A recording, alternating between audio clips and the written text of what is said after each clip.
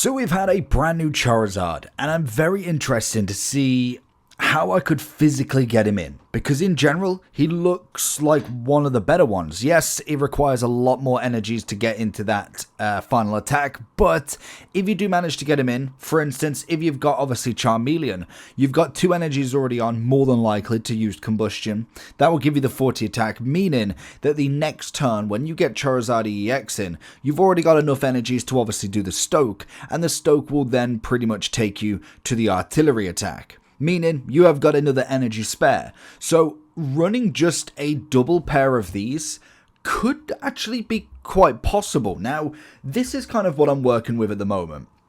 There is some definite workarounds. I'm kind of looking through all the supports, because the one thing that I'm finding that's a little bit more troublesome with this is the fact that you've only got 6 Pokemon, and I'm not finding the evolution train enough. Now, I was looking through all of the different abilities, so the supporter cards and trainer cards, and I thought, you know what, I will let everybody else kind of decide and see if there's a way that I'm not thinking of that you might be able to see yourselves. So there's 2 ways that I kind of can see around this. Obviously adding in Pokemon, for instance, something like a Moltres would be quite good, but I'm trying to kind of keep the streamline ability to be able to go from Charmander, Charmeleon to Charizard with little to no problem. So when I'm looking through all of these certain trainers, for instance, we look through the basics. We know that obviously Erica, Misty, Koga, even Blaine's not going to do us any fancies. So the only one that I can think of is Pokemon Communications, obviously quite a good one, because you choose a Pokemon and it switches. So say for instance we've got a Charmander in play. I've already got 2 Charizards, or 1 Charizard at least. I could swap it out for the Charmeleon, guaranteeing I've got another one in there. Hence why I've only got 1 Pokeball. I could suggest potentially taking this one out, put in 1 out of the red, as I don't really need 2 of them, and then obviously putting in a second Pokeball to guarantee ourselves getting that second Charmander.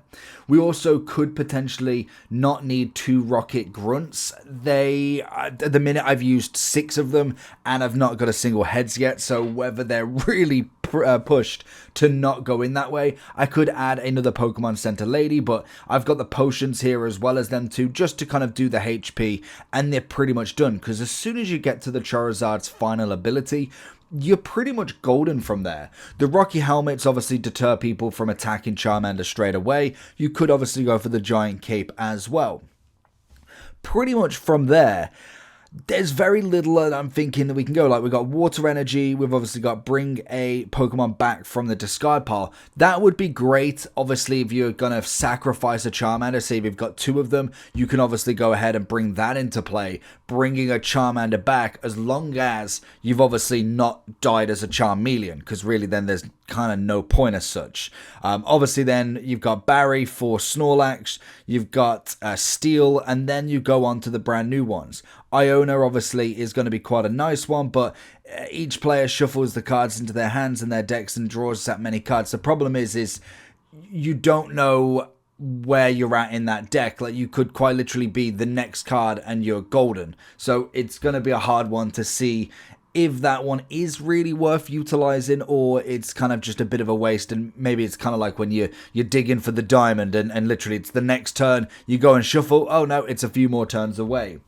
Then obviously you got the standards. You could potentially obviously go for like a, I mean, you could shuffle your opponent's hand. It's not really look at yours, to be honest. And then you got Pokemon Lady. It's not going to do much, and Team Rocket's not going to do much. So it is the look of the draw. I think once you get the Charmander, Charizard, and Charmeleon in a row, it does cracking damage. Like, I think I've used 6 times so far. One of the times I had the perfect run.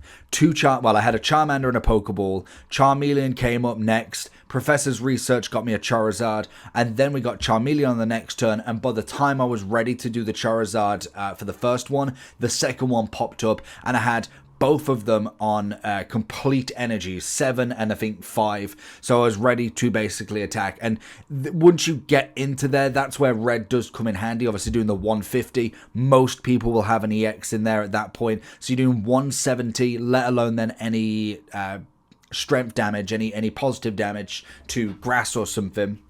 you are doing 190. Like Venusaur has got zero chance.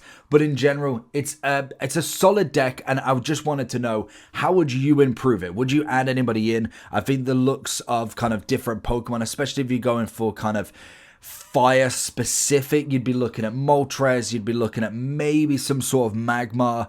Then obviously going into like the colorless, you could potentially go like Jiggly Wigglytuff. That's the kind of route there I was thinking, or maybe even having like a Drudigon base to get the Charizards running, or something along them lines. But again, I want to try and make it a flowing attack rather than hiding behind a wall as always. So let me know down below what you think. I think it's quite a good deck. I really like the Charizard, and to be honest, I really like the shiny as well. So that's going to be the collector in me. Let me know how you get on, and I'll catch you all for the next one.